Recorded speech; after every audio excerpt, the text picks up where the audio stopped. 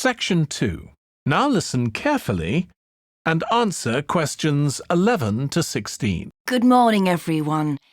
My name's Joy Parkins and I'm the restaurant manager. And I understand that none of you have had any previous experience as kitchen assistants. Well, you might be feeling a bit nervous now, but most of our kitchen assistants say they enjoy the work. OK, they might get shouted at sometimes, but it's nothing personal. And they're pleased that they have so many different things to do, which means they never get bored. And I'll tell you straight away that if you do well, we might think about moving you up and giving you some more responsibility.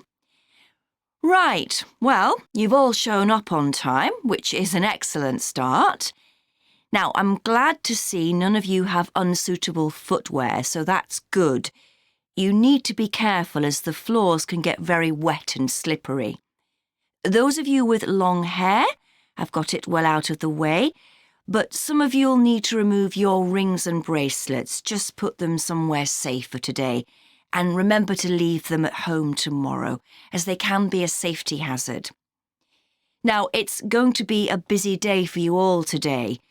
We don't have any tables free for this evening, and only a few for lunch. Fortunately, we've got our head chef back. He was away on holiday all last week, which meant the other chefs had extra work.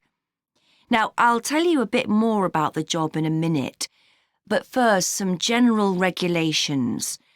For all of you, whatever your age, there's some equipment you mustn't use until you've been properly trained, like the waste disposal system, for example, for health and safety reasons.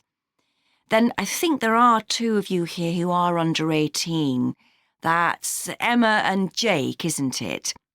Right, so for you 2, the meat slicer is out of bounds, and of course none of you are allowed to use the electric mixer until you've been shown how it works. Now, you may have heard that this can be a stressful job, and I have to say that can be true. You'll be working an 8-hour day for the first week, though you'll have the chance to do overtime after that as well if you want to. But however long the hours are, you'll get a break in the middle. What you will find is that you're on your feet all day long, lifting and carrying. So, if you're not fit now, you soon will be. You'll find you don't have much chance to take it easy. When someone tells you to do something, you need to do it straight away. But at least we do have a very efficient air conditioning system compared with some kitchens. Now listen and answer questions 17 to 20. Now, let me tell you about some of the people you need to know. So, as I said, I'm Joy Parkins, and I decide who does what during the day and how long they work for.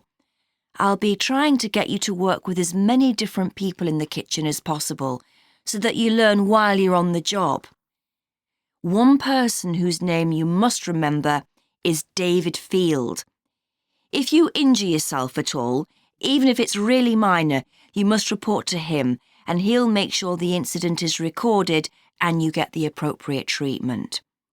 He's trained to give basic treatment to staff himself, or he'll send you off somewhere else if necessary. Then there's Dexter Wills. He's the person you need to see if you smash a plate or something like that.